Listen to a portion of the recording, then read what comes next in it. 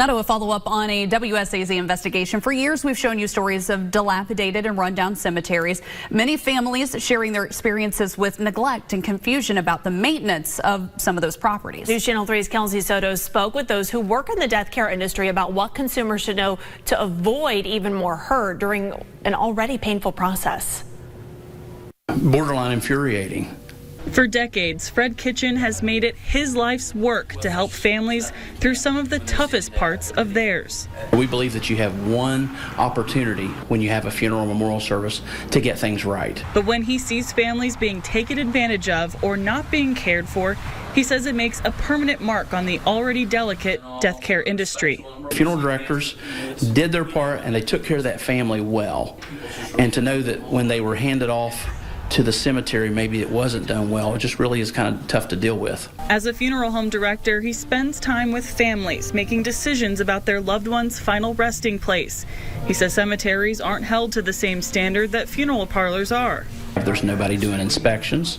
There's nobody doing any type of governing of cemeteries. Kitchen says funeral homes get inspected, but the only oversight of cemeteries in the state of West Virginia comes from the Tax Commission as part of the perpetual care funds they manage.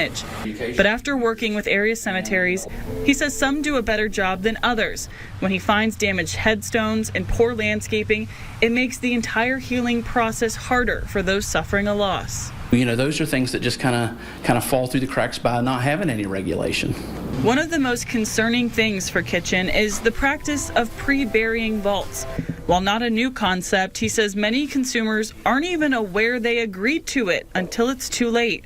There's an advantage to them of pre-burying the vault. You know, the goods have been delivered at that point once it's buried, which allows them to have certain benefits of retaining all the funds as opposed to a portion of the funds a lot of times, where if that money is set aside and used at a later date. West Virginia Attorney General Patrick Morrissey wants to make sure everyone knows what they're signing, and if they feel like something isn't right, file a complaint.